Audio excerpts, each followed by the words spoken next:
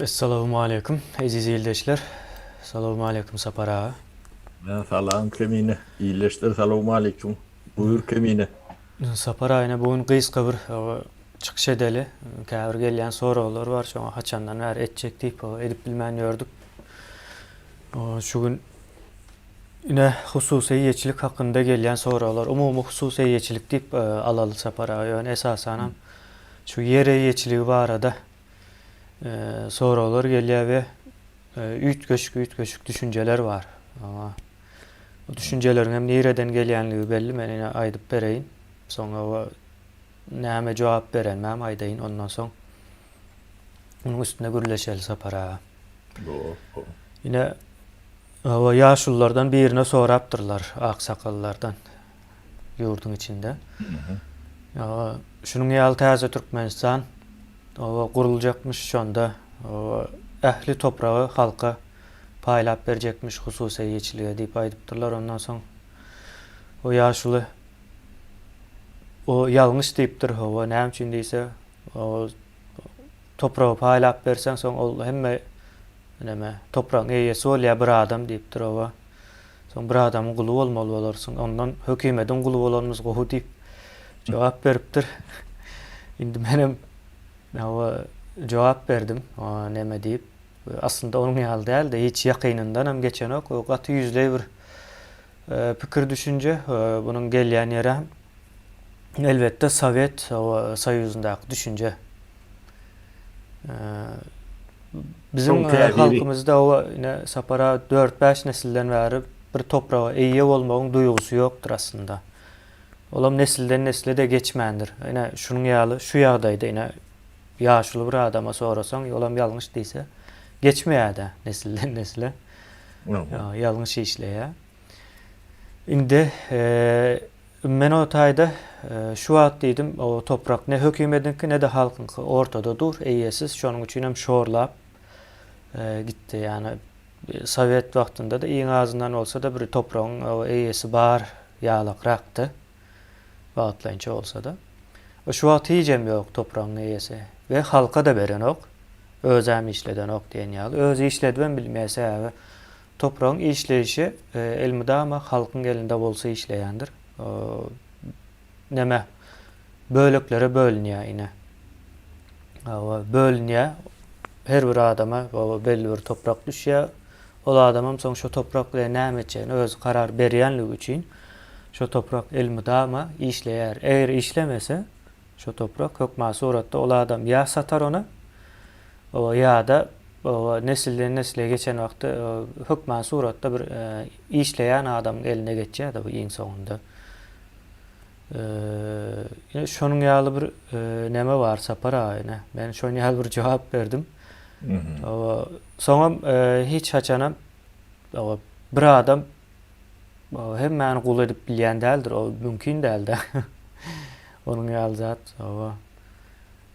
onsoň bir adama hemme toprak düşen ok. Gepiň näme diýerem şo taýda o toprak düşenden soňam aýdaly o düşäýdem diýeli. O bir adama jogapkärçiligi bar, o işlemeli, işletmeli. Ona eýe çykmak üçin ýene saňa güýç gerek, pul gerek, akyl gerek. Bir sana o garry adamyň eline bersek diýeli Sapar ağa topragy. Tutuş Türkmenistanyň topragy o seninki diýip bersek onuň elinden alarlar topragy iň soňunda paýlaşyp. Bunu diyeme gaty bilmedim utrýr de diýen olmaklar mümkin. Ne bizim dogrumyzda şo ýynak her oblastda ýynaklar geçirýär diýerdi. O şonu argumentler var da käbir adamdan. O zaman ýaşul adamdan argumentler vardy. Bilmedim bir ýazjymyzyň bir kitaby vardy. Kanly taka diýip.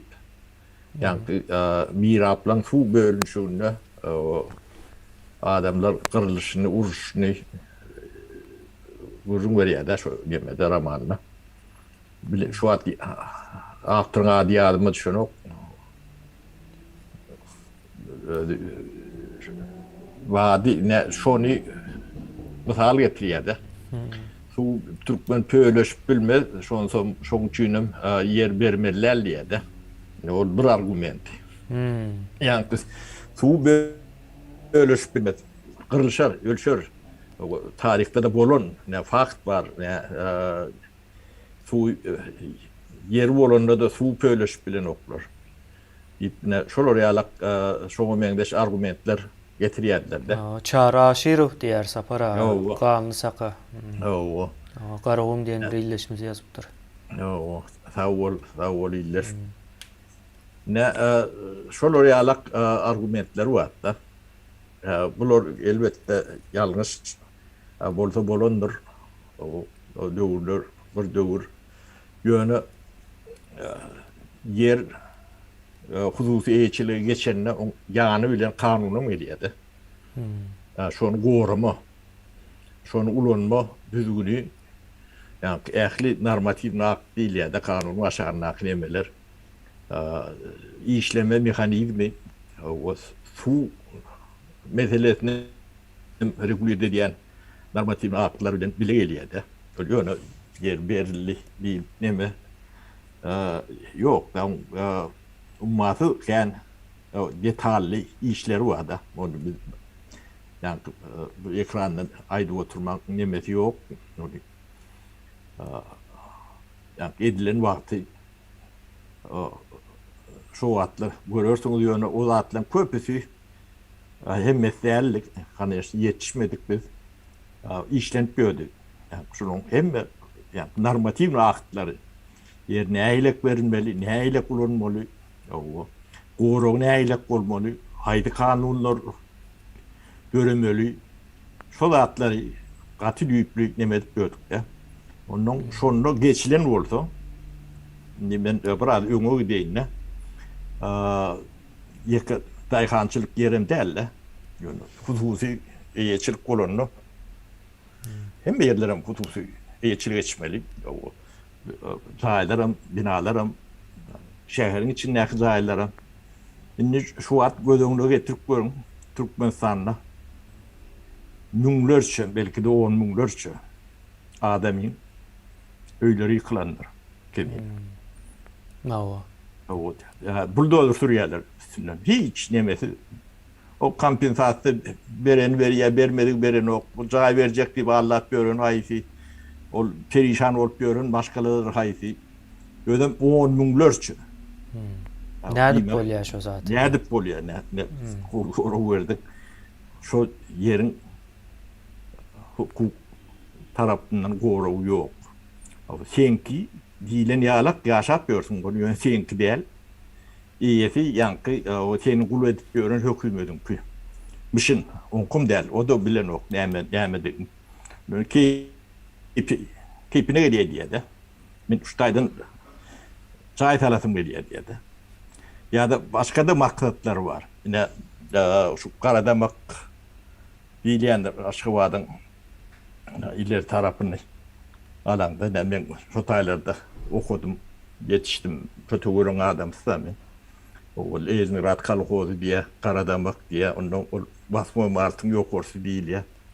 Şu taýlary yani oturumlu edilir ki trofka ýalak bir yani Türkmeniň däpde suwlarynyň bir şäher içinde tutulýan yerleri şu taýyt da şäheriň içi ortasy orsaýa garşyk şu töwerekleri hü Türkmen ne owalar da o mektebimde täze salynan 37-nji mektepdi. Şonu tekillep birle şu raýon durşuny o taýda 100 müňlerçe öýü bar. Ýok etdiler onuň ýa urbanizasiýa diýdi. Ýa adamlar nedeni bir ýere toplanma nemesini dargatdylar da. Şu wagt Türkmenistana bolup ýören zatlar bar da. Nawa. O ine şo zatlary garşylyk görkezip biljek. Şolary ýalak topbok ne köşüde bardyr. Yani Kitrovka diýe bu diýonly dip bad, onu biz döwrümizde dargatdylar da. Şolary ýalak kowçumlaryň oturan Türkmen memeleri bar da. Yani milli diýilýän häsiýeti daşıyan daşaýjylar bar. Şo zatlarym men pikirimçe bildirä edildi. Sebäbi bu ykdysady nemesi ýok. Mazmuny. Ine Saljak bolsaň yerken, Türkmenistan'da nämeken yerken. O ýaşap ýören adamdan jaýyny ýykyp taýda bir zat yapmak, talmak, niren akıl bilen edilýär, onu düşürýärler. Yani hiç bilen gönçülük derler. Atel yine bir zat. O görködüş neme üçin? Yani sakna, fasad üçin ne? Mazmunu yok da. Delilin başka hiç mazmunu yok. O bir, ikinciden Nüştayda adak geçen tema değişti. Değerlen olsa hükümet, yani devlet kuruluşu etmek demesine katagandır. O diyor hususi ektir yapmalıdır. Ne hileyim olundu? Devletin kuruluşu demesi bolmalıdır. O taydı dine uğurlu için edilen de bolmalı. Kuruluşuk ministerliği var yani akıl almaz. Yo, o ministerlik bolup biler normatif aktları da atları reguliye etmek için. Bunu kuruluşu etmek. Yok kuruluşuk ediyor sapara problema şo tayda. Benim o kuruluşuk ministerliği var, kuruluşu şol neme. Öňün alıp barýar. On soňam ýene hem bir zat var. Her ministerligiň başyna kuruluşuk nämeni tawşyrýarlar. Yani şu kuruluşuk işini şu ministerlikler alıp barýar da. Bilýän o şeyle ýalňyş zat onuň ýokurdan nemet berýärler. Dene bizim döwrümizde biz wagt sen bir günde geçip bilen okda hususy eýçilik eder. O yıllar gerek de. Şu an 30 yıl geçti. 30 yılda da geçip bilen okta. Onu yani ilki sen adamları iş bilen üçün etmeli. Onun iyi bit. Eğneşik yine şoňa meňdeş. Onun iqtisadiýatyny süýremeli. Şoň üçin başta biz zawut fabrik kurup başladık da. Onu biz özümüz şeyde kurjak geldik, kurjakdyk. Ýöne şonu bir şahsa kredit berýän, eýesi sen sana kredit berýär, teň adyňa urulýar, senki şol. Hususy ýa-da bir kollektiw hususy eýçilikde bolmasa, ýa tekstil firmalar işläp bilýänler. İşlemesi ýa işler onu ýöne biçenin kövdätiýalak deme bolup diýdi. Ya o atlar ýöne o gurruna deme gepe düşünýän adam yok düşündürüp bolanok ýöne gelecekde şonu alak bolmaly. Şoda hususlaşdyp bitmeli de. Şo salynýan edilýän zatlaryň hemme jeti. Sapara şu düşünmeye diýen ýeriňize bir zat goşjak geçen bir ýyldaşymyz bilen gürleşende. Şol siziň ýygnaklaryňyza ine ulu halkam goşulyp bilýän ekende. Şu hususy eýçiliğe geçmek var arada. O gaty o galmagally tartışıp o gıýgyrşyp geçýän ekene. O sapara ine şu gören adamlardan birisi ýa şu Türkmenistandan. O sapara gaty näme diýýärdi diýär şu taýda. Hususy eýçiliğe geçirjek bolup gaty jan etdi ýöne. Nämeden okdy ýa o näme diýýär diýmiş sapara. O Sapar Bakşeýewiç köşeşiň bir ara kesme bereli diýip zordan uruşy duruzup bölüp soň ýene dowam edýärmişler ara kesmeden soň. Şonu ýalgyryn berdi. Ol açarymı näme edip ýadyma düşýärmen, şu erkek bolsaňyz çykyn diýende orta. Alın şu açary berýän, ýerimi berýän. Siz gowusyny siz edin. Şolar ýalak näme? Kimdi bu garşylyk berýänler kimdi? Ay şu halkın içinde özü etaatı näme yani ulurak bir eline suzok varlar edýär de. Kolhoz başlygy ýalak şonu ýalakraklarmy? Başlyk badyr o şu raykom, raýsbalkom, şu töwerekniň nemeleri brigadir. Olaň hem bestel ol geçşek bolup diýanam kendi. O soňa oçura durdular. Ýöne düşünme birden ansat dämken diýende. Bu zatlar görmedik, bilmedik näme. Urgu bolýan olmagy ahmal düşünjede. O ne ýanky alak ne men döwletiň uly bolanyndan bolonum gowu diýdi. Hökümetin ulu bolanym gowy diýär. Ýöne adamlaryň nemesinde kalbyna pul bolmak bir zatlar oturýar diýen. Hokman birin ulu bolmaly. Ýöne ýeriniň eýesi bolup, malynyň mülküniň eýesi bolma bilen duýgy Hawa. ýok. Şol elbet zady şol. Soň ine ýene bir zat gelýär şu taýda sapara. Ine diňe ýeriň eýesi bolmaýan ýanynda bunyň pulan bile gelýär-de. Iqtisadiýety şu wagt Türkmenistanyň Ya ine 50 milyard dollara ýakyn yer iqtisadiýety dörep bilýär. Bazary dörep bilýär. Ýöne bize mäzur şu hazine arkaly 15 milyard dollar ýalak iň az çaklanýar şu wagt 15 milyard dollar. O neme iqtisadiýety sürüp bilýäs. Şol derejede neme bar da. Yani pul bilen bile gelýär. Hem toprak gelýär, hem ýanynda pulum gelýär. o da diňe halkyň kolýar, başga hiç kim bolup bilenokda. Halkyň elinäki pul bolýar. Yer görünüşinde o sen tatarsan pulunu alarsın gerek bolsa. Ulanjak bolsaň ulanarsyň. Ya satyn alarsın. Uloldarsyň. Ol yer senki. Adam başına yer düşecek yani bu taýda. Soňam ine ýene yeri gatyken evet. Soňam ýene şu taýda bir düşünmezlik bar sapara onam açygam gürleşmedik ýaly känwir. Ine owa yerlerindäki topraklar we şäher yer ýa-da şäherçe şonuň ýaly ýerdäki topraklaryň paýlanşygy nähili boljak diýen soralar.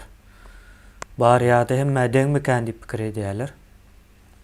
Yo, o demeleri bizim öz döwrümizde bunu şu meseleni çözmek için käbiri işler etdik de. Altyapısı diýilen zat edil şu Maro oblasy ýalak ekrançylyk yer açdyk de. 150 miňden köpürek yer bolmaly. Ýönem her oblasy açdyk. O taýgam ýoluny, suwuny, elektrikni çektik. Onun o käbir yerlerde o tutulup başlayan yerlerim var. Şolary ýalak ödem 17-18 gana hojalyk boldy da. Savkody ýalak. İlk başta şeýle. O ýoşluk bilen şonu ödeleşdirmeli, hususy eýçiligi bermeli. Ödem uly maştapda bermeli. 50-100 hektar nemede. Ýöne Türkmenistanda yer kendir, biz yerin ýaşaýan hem ekrançylyk da ulanýan yerlerimizin nemeti muktary Türkmenistanyň topragynyň bir 10%-ine ýetýän nädir? 8-9%-dir. O ýöne Türkmenistanyň tarp yerleri ummaty kendir. Yani o taýyk ýöne su problematyny mesele bilen çözmeli, o da çözülýän mesele. Yani döwlet investisiýa etjek bolsa, şu problemlaryny çözmek üçin ýani Kaspiyň suwuny apresňat etmeli. O yer astyndaky suwlar bar, olary tökşikdiňe olary ýalak ýagdaýa getirmeli. O yer suw resursunda ýani aklyňy işletdiňiz, o zatlaryň çözüp bolýan zatlarda.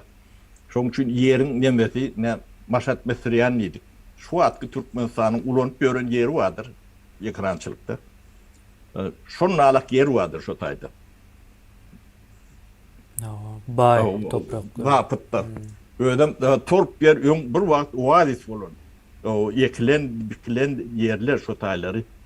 Sebäbi şu bilmedim etrek burgun derýasymy ya başka derýamy şu taýyk akýan ekenne. Onu Amy derýa bilen Uzboy bilen birleşen eken. O ýa siýahat edýän adamlar bolsa o ýerler bilýändir, men o taýlada kän gezdim-de. Gaty kän yer bardyr. Özüm takry ýerler, öňe ekrançylyk edilen ýerlerde. Onuň yer titräpdirmi ýa-da başga bir tebii nemelermi şu suwuň nemesi keselenne. Onuň Dağıstan ýendirler. Şu yemen nemesinde şu taýda minaralar da atlaryň durundur. Özüm bu da nemede däl 500 ýyllyň känne geçen wagty. Sebäbi minaralar da atlar sudur bada. İslami neme ýakyn taryh, ýakynrak bolmaly taryhy. Şu taýy oazis bolan. Ni adamdan yaşayan miktarını nimetini tanımak kıyın oluyor. O as olan yakarançılık yer olan görüntü bu da. Ne şolary alak yerkendir. Hawa kimlere näçe yer düşecek Sapar ağa? Hemme kim şonu ızıklar. Ol yok ol yeme yer hadina o satıvan bilir butum berip bilýär. Onu hadin üçin yerin eýesi bolsa peýdallar hadine diýmek döwlet diýmekdir. O halkam şoňkudur hadine de halkynkydyr. O başga kişiň bolup bilýänler. O siýasatçyň ýa hökümetiň o eli urulmaly däldir. O ýa halkynkydyr. On hemme jetin eýeti bolmalydyr, bagaty bolmalydyr. Onun onu regulýer edýän kanunlar bolmalydyr, düýgün bolmalydyr. Birden bir topor normativ aktlar bolmalydyr.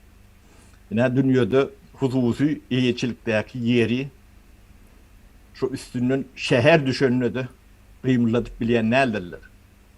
Ine şu daýda o ekranda şu at gidip dur Sapar ağa. Ne şu ýurdun nemesi haýsy ýurt. Hytaý bolmaly bu. Ine Hytaýda bile şolary alak ýagdaý bardyr. Şäher gurulýar, bir öýjagal. O ýykylýan näler. Arada da bir suratyň wady köçe geçýär, köçe aýlanyp geçýär-de, awtoban geçýär-de. Orta arasynda ýani bir hutusy bir ýemlek.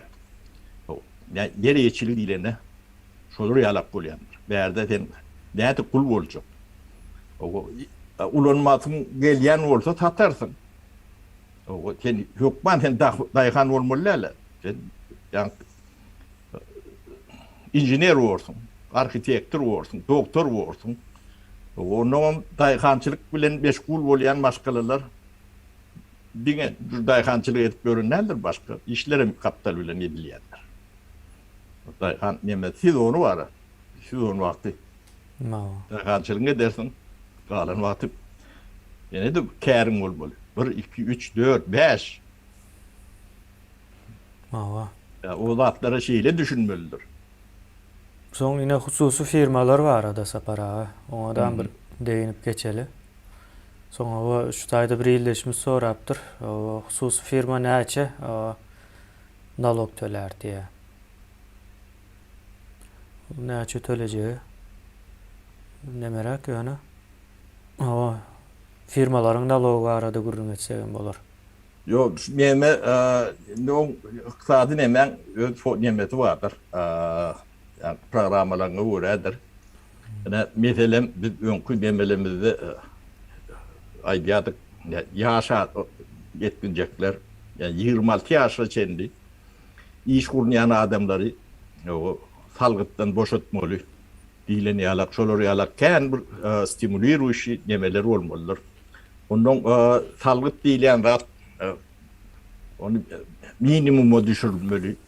O ayağa galyança onun diňe bir käbir tekdirler bardyr. Yani ýokary nemeli neft gaz diýilen ýalar.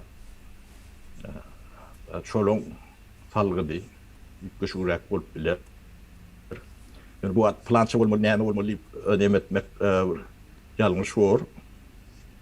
Ýöne iqtisadiýety stimulýar eder ýalak nalog yani talgıt nemesi sistem bolmalydyr. O böwet bolmalylar. Gerek bolsa käbir ýerlerde iqtisady onu döredip nalog hiç amalynda. O da bolmalydyr. Ya da investisiýa çekmek üçin käbir nemeler. Soňam mine şu taýda yerli hökümetleriniň rolu bolmaly da. Onu näme goşan ok köp adam entek öğrenşen okda yerli hökümetler köplenç nalogy şolar bellilecek yani iň aşaky nalog nemesi bar ýöne o şoňa çelle yerli hökümetleriň elinde. Şweýçarda näýlek hemme ýerde deňrek ýöne ýani aşak ýokary oýnama nemesi 3% ýokarladyp bilýär, 3% aşakladyp bilýär. Yerli hökümetler. Yani orta stavkası neme? belli Şivetlerin şeyle çözdüdür. Türkmenistan'ı başkaca çözdüler.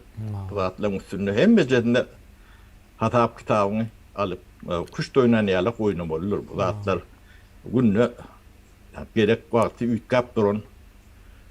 Bu canlı organizmdir. Yani sağlık sistemi sen salgıda tölüyeni öldürsen sen salgıda almayacaksın. Sen onu düşünmeli. Yani hadina sizin ayakta durmanız hadin için bir bağlılıktır. Çok taraftarıdır. Onun için siz ilaya bilen qorum olur, qorar, şol orayalak deme sistemi olmalıdır. Yani Türkmenistan'ın şuna çenni şol yani hadina diyen düşüncesi yoktur. Hadina menlip düşünüyor da yani ayrı bayit öğrenciliğinde var. Hadina menliye de onun sizin memeğinde men güyüm diye. Yani onun içinde aklı adam men güyüm diye. Sizinki değerli de. Sizinki alak diye. Ben sizin adınızdan neme diyen oluyor menki diye şu. Kararı men veriyen diye. Bir adam. Şertnamalar Türkmenistan'ın adını verýär diýendir, öz adını berýän däldir. O yönü Türkmenistan'a iyiyse men niye de. O başka adam yok diye. Yani şu deyip biliye. Bütçet bilen de adam yok. Kağıda var bu bütçet. Olur yalak bütçetim olur yok demedi. Şu hadine bilen bağlı olmasa bu zatlar şeyle oluyandır. Hadine tiyatrçının eline verilenlerdir. O tiyatrçı dünyada hem de tiyatrçılara denişlidir. Tiyatrda varyan adam o 80-90% kazanç var yandır. O yani halkım için, nem için hemmesi perdedir. Halkın için olayan orada işlersin. Biraz öğrenirsin. Halk için şolurdur, fefe diyen adam yoktur.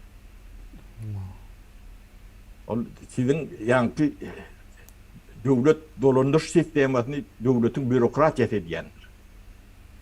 Ne akıl şotaydı vardı. Yani, şolar spesyalisttirler. O bürokratiya söğünçte eldir. Yani Türkmen yani jurnalistim okları bu bürokrat yani buraya söğünç yerler et koydular da. Bürokratiya demek düzgünü yani devleti dolandıran mekanizm demektir. Çoğun bu kıyılarına bürokrat değil yani. O tayda bilirli adam oturmalı. Yani ağzına elini paylatıp görün siyasetçi o tayda iki uğram durup bilen değildir. Durmalım değildir. O zatlara düşünen hem değildir köpüsü.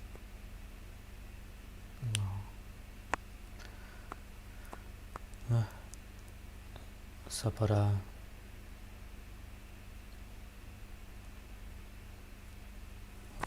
O zatların ova gururunu ettik.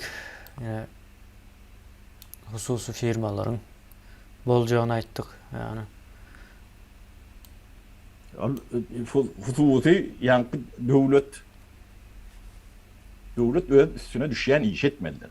Devletin üstüne yörüte düşen iş vardır. Vazifeler vardır. Şunu etmen devlet ticaret bilen meşgul olmak demesi yoktur. Devlet ticaretin önünde arsap bilir, açıp bilir, servetleri yapıp bilir. Düşünmen demedip o kandidatlar yanlış tatlar edip bilir. O zat gel elbette. Yönümcülüğün içinde yönümcülüğü hususi tektir. Yöre diyendir. Yöretmelidir. Onun kuralı vardır. Vardır iktisadiyeti. Halkara neme değişirilir. Şunu sen islemi. Onun katı kuralları vardır. Katı ne katıdır. O Merkez Bank'ın serbest olması bilen yalak. O malının mülkünün elle verilmesi bolşuya alak. Şol emeden gorulşy, yani yatırımdan gorulşy alıp bir sert kanunları vardır, düzgünleri vardır. O halkara emetine köp meňzeşiräkdir. Türkmenistan'da ne şuuna çenli sine tıkıyorum. İki tip magazin vardır. Hükümet magazini. Onun hususi ektir magazinler. O ne için ne diyorlar? Yani şuna bir üntü verip koyuyorum. Şu ne için var şey, ne için bir de. Öyle ki hükümetin kudu ardan veren oluyorlar da. Onu ardan vermekten hususi ektir öldüren demek de. Arzan Ardan deyip arzan mı? da adam yok, hiç adam yok. Berde yani adamları ağlamadan başka hiç zat yok da. Yonun Sadece adam çökürmeden başka zat yok. yo neticede sapara iksen bir bahane ver ya. Beyleki o ziyanı devlet yani hükümet diyenimiz o ziyanını satya onam uğurlayalar içinde. Şonun için var yine. Uğurlap bolya. Hükümetin adını koyan uğurlap bolya. Şonun için var. O hususi magazini çıkyanam yine de şu tavarlan bir böyle oldu. Mava. Köpleç. Hususa geçeceği son şu uğurlanandan son. O. Ödüm 30 yıl şu atlar yiyor, elimin tarında atlar da. Bu yani adam sıfatlı, yani bürokratın yok diyen nemesinde şuları yalaklat bolup biliyordu. Mava. Size bürokrat diyen adam sövünç olsa, iğrenç olsa, o hiç yani mertebesiz neme olsa, siz için, yani cemiyet için, onu yani durmuş şertleriniz, yani mekanizmden şuları yala işlemeli oluyor. Mava. Başkaça bulmuyor. Biri regulir detmeli bu zatları. Yok beyle bolun yok, ne şeyle olmalı. Diyen adam çok bürokrat çok. O spesialist değil. Son yine yankı neme de değineli sapara. Doların iki kursu. İksem katı mengzeş de yönü. Şoma da geleli. O da şonnalık. O yine oğurluktur. Bu adi oğurluktur. Yine Yani halkı soyacak bolonda şey dileyen. doların bahasını o Merkezi Bank o beller mi o bellenliğini ya nemesini görkezipler yani Merkezi Bank ne edip belli ya. Şu bazardaki dolara seyrediyordu. Özündeki dolara seyrediyor. Çoğun ne alıp o barzadı o aydıp beriyor o. Bundan sonra şunca olmalı deyilen zat yok. O düğünden hem yanlış. Bazar bellemeli. Ne Türkiye'de misal ne Erdoğan ne yani bankın işine katış başlattı.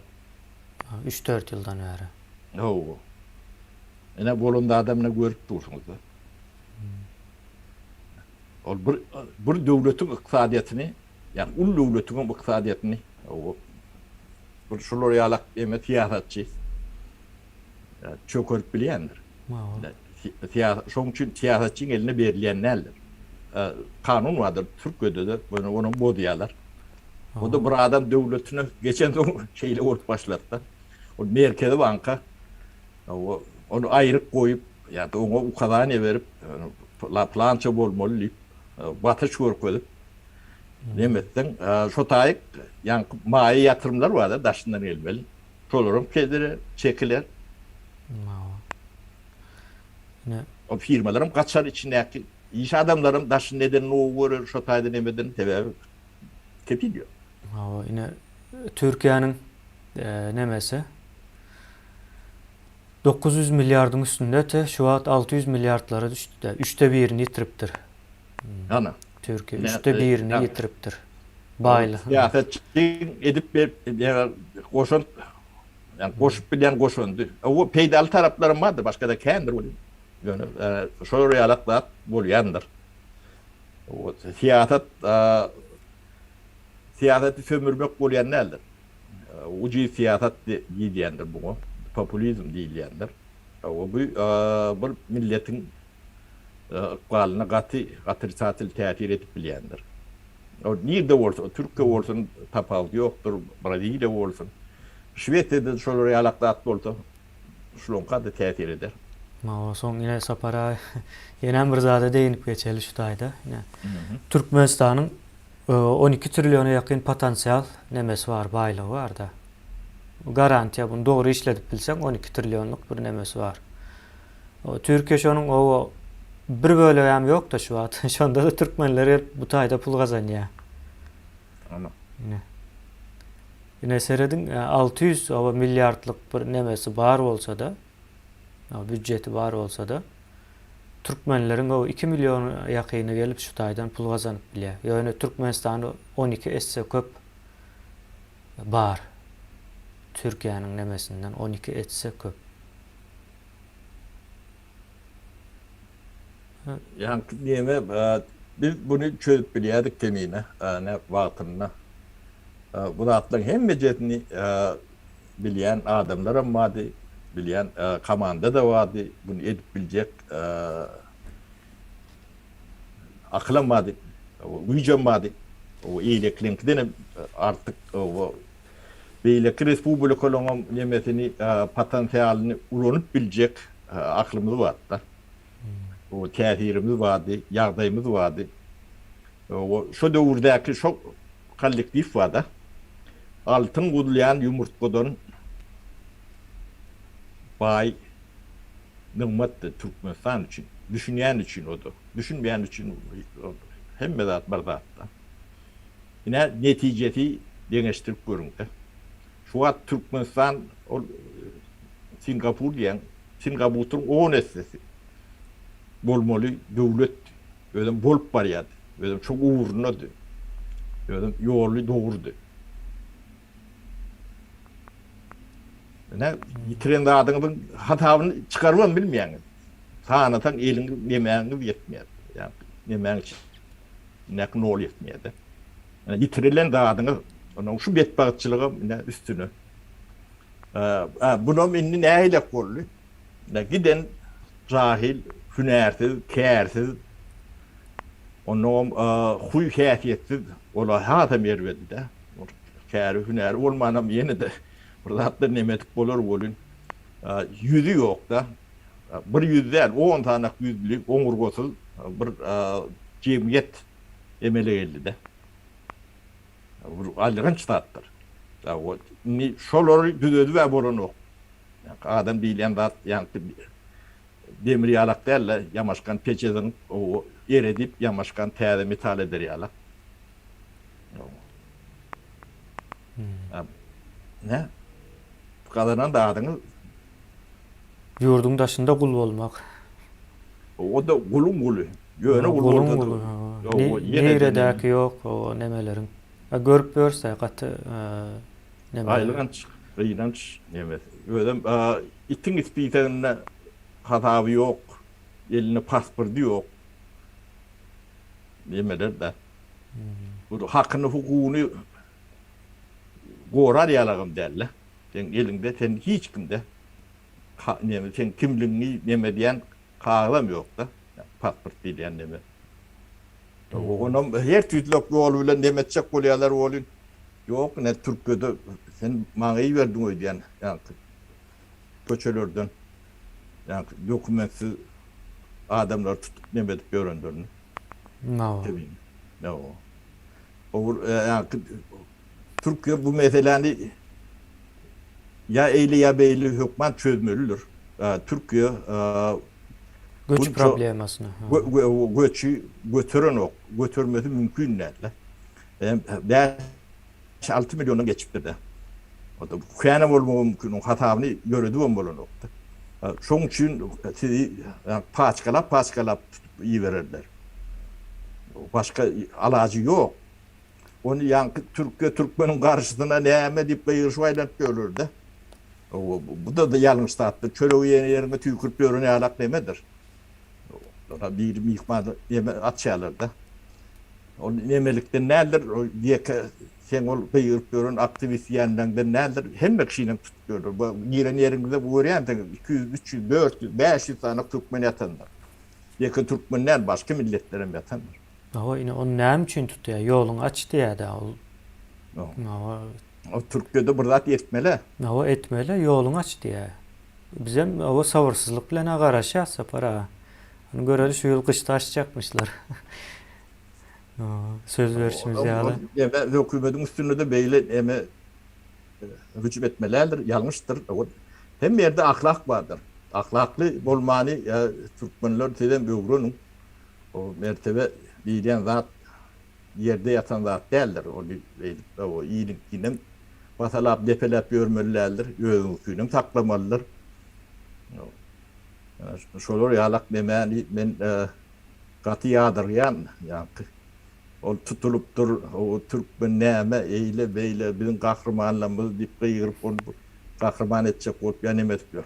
Kahraman yasacak ol yani.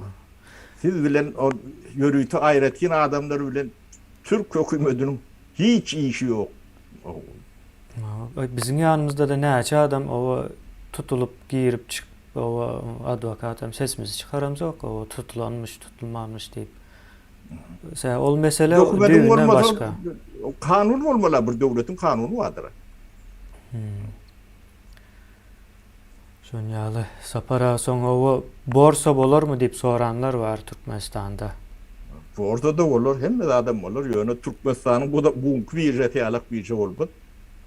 Onu borsa neyle bu halka açılayan şirketler oluyor, husus şirketleri ötüp ne ben yetiyede.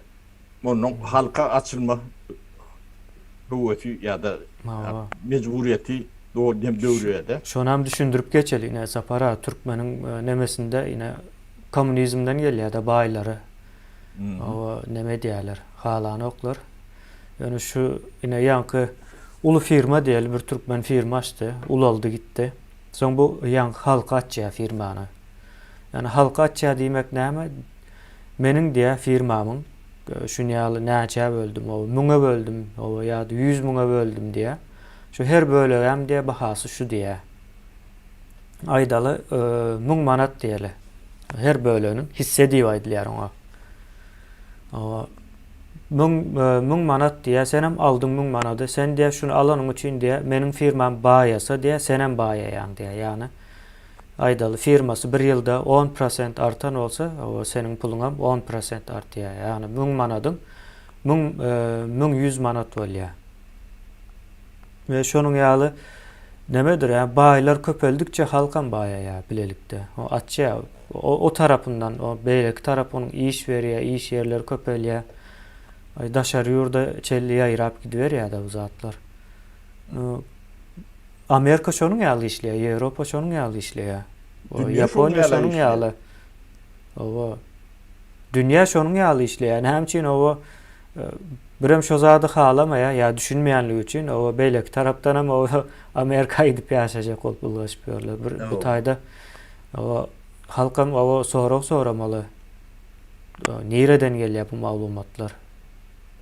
Gitjek bolýan ýurtlarymyza meňzeýän bolup bilmezmi diýen ýaly. O soramalymy kendi ýany özlerine. O ýöne näme bar kemine ne şu taýda. Yani Türkmenistanda näme üçin kanun üstünlüğü yok, kanun işlen yok da. Onun sebebi vardı. Yani kanunun işlemese, kanunu ondan bolmasa, o adamlar hususi eýetçiliğe geçeceğim deyip gören oklar. Hususi şirketlerini ulaşacağım bolup gören ok, sebebi oran ok da. Sen şahsiýetine degdiler, misal üçin. Sen gorant bilen ok. Onun sen gorant bilen okmy? Onun ýokurdaky oturan etçegini edip bilýärdi. Şu wagtda kemine o adam diýse, o adam ýok bu kezap näme diýip o juýun bir myskal tirýek atyp türmäde atyp bilýär. Onun ana tirýek atyp görüm diýdir bilýär. Her zadan bolýar. Tek şahsiýetini gorap biljek adam ýok da. Biz şo düşünjänem, yani Türkmeniň yani ýemesini kelletine salmaly. O sen şahsiýetsin. O şahsiýetiniň gorulmalydyr.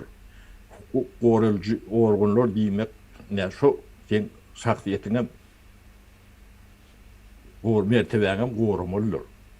O sen mertebeňi her kim batalap, defelap bilyenlerdir. Türkmenin şu vaktinde ne kimliği var. O kimliğin yok olsa sen hakkın yok da. Sen özün koğrabın bilen o. Sen gövnüne bir diğen ne de suda ya beyleki yerik başvuruun bilen o. Sen hiç kimde. Onun ne tinet görsen birinin şahsiyetini arkayın deyip göründürdü. O da kanuni alak görüyendirdir. Ya şol gatnaşyk şöňýal başlamaly ya diye. Salama meňzeşirek bolmaly. Gat hapa gepler, hapa sözler bilen. O durmuşuňyzy zäherleýän geleceğiňizi, onun çağalaryň geleceğinden şey zäherleýäňizde.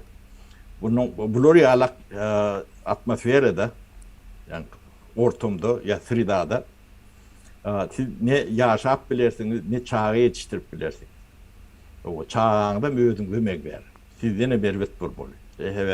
Ortam sizin yaradan ortamyňyz şol.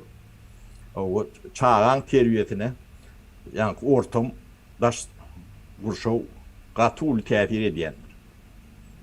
O sizin köpüňiziň nadanlygynyň sebebi yani yetişen töwereňizi teredin. Şonun alakdyr. Köpse bulun ýeme alak kemine mene gaty deňurýan düşünje diýden daha da düýünlerim ýok. Hädin eşigi arastaja nemeje bolýan ýöne beýinde wagt ýok da. Hudaý saklady. Bu ýaşaşam da durmuşam däl. O ne buň üçin dünýä gelen näsiň bar şeýle ýaşamak üçin. Adam ýalak ýaşap adam ýalak ölüp gitmedi wadyra dünýede. İýlen ýaşaşyp görüşini seredim ben. Taşary urtda geçip görsün. Gaty utanç berici. Näme şeýle ýaşamalylar. O ýaşaýyşy siz özüňiz etmelisiňiz. Bu size başga biri etip bermelilerdir. Size borçlu adam ýokdur. Şoň aşagyny ýene bir tapyrsa diýen. Siz ne ulu ýaşly adamlar ýa-da kämillik ýaşyna ýeten adamlar siz ýeki özüňiziň öňünde däl, gelecek netiliňiz bardyr. Yani sizden öňjek çağalan öňünde jogap garşylygyňyz bardyr. Şu atlara biraz kelleňizi nemedik.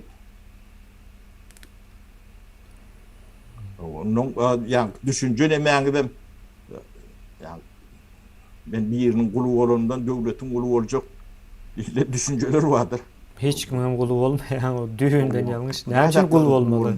Näme üçin siz guly bolmaly? Guly bolmak demek hak hukugyň ýok demekdir ya. Döwletiň guly bolmaly, birine guly bolmaly. Siz şahsiýet bolmaly. Mahally mülkli, sen yer berler bolun ýeriňe mi işläp bilmersiň. O da meseledir. Sebebi elinde tärim, hünerin, bilgiň, beceriň ýok bolsa, o ýerim taň aňsat düşmeýär. Onuň kim bu näker? Ýöňüň bu näkersiň.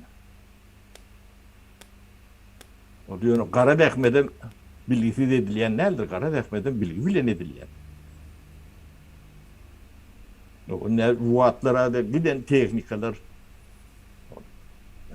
hem biraz kompüterli GPS'li işleşip nemet bölürde. Sen daşından traktör tutup ya kombaynör tutup işlet bilmersin ha. Ruatlara hem becet özün yemetmedi. Şoň üçin oku diýilýär, bilim diýilýär, hüner diýilýär. Ve bu zatlaryň akylly çözügüdi bar. Öýme adam çözügüdi bar, çözgüçsüz zat ýok, il çözen bolsa senem çözüp bilýär. Sen onuň gowun çözüp bilýär. Gerek bolsa. Sapara şutaýdy. Jemläli ýoş-ýoşdan. Bolýar. Wagtymyz gelberýär. Soraň ýok bolsa mende, ýok sorak mende. Şutaýda soraw bolanlary okap çykdym ben Sapara. Nämäde hususy ýetçilik barada da bir düşünje berip bilendirdik umyt edýäs. Esasy şu nämäniň aşagynda ýatan o topragyň eýeçiligidir.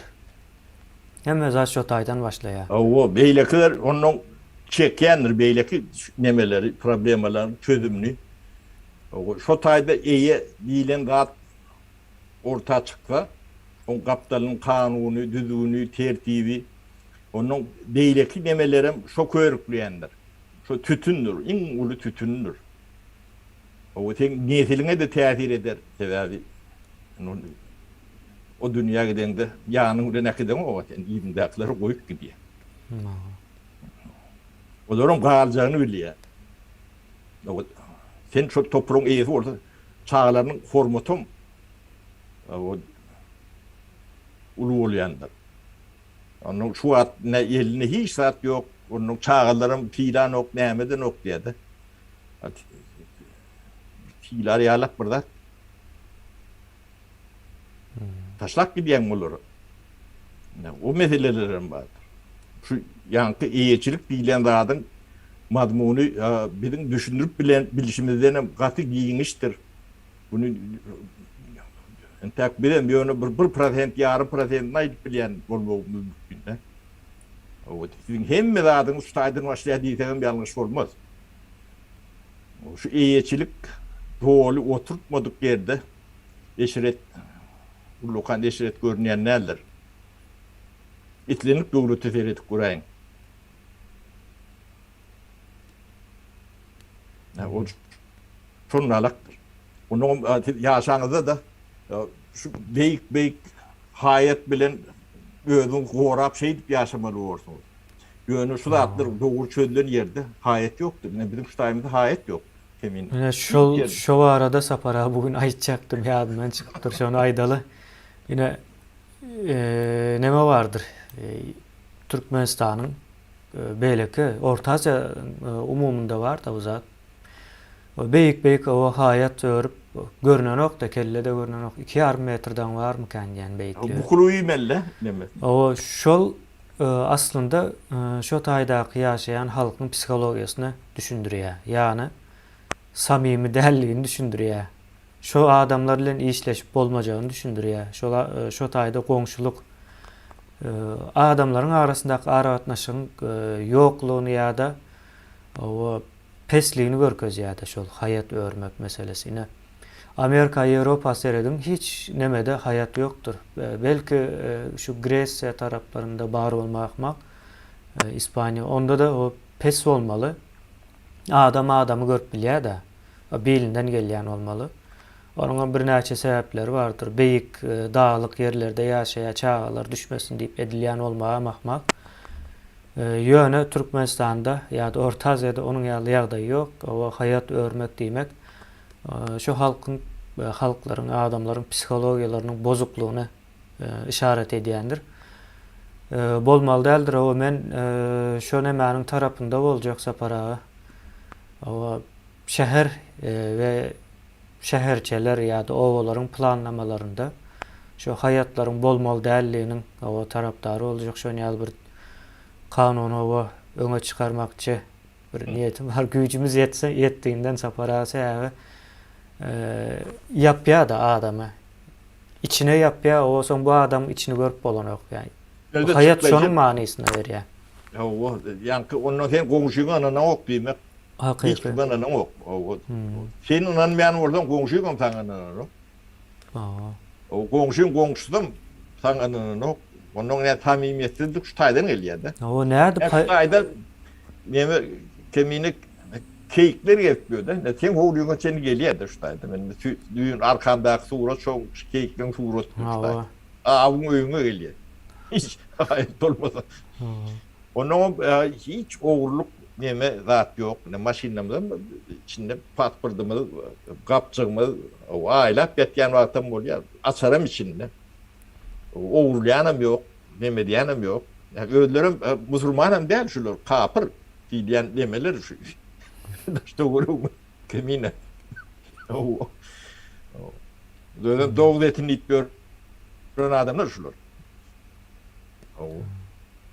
Ne yaşayışları. O çarplaşık çıkan falan veriyorlar yıldır tanımasın. Güler yüzlü. O birek bire tövüş bir adamın komşuyunu ben Näçil ýaşap ýörün, gawat gelen ýerim ýokdur. Goňşu bilen töwüşip ýören ýer ýok.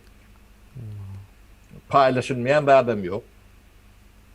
Hiç kimi gözem ýok, beýlekliň nemesinde, malyna, mülkünde. O buklubyme diýilen neme de ýok, olur ýalak. Näşe şol ýalak neme?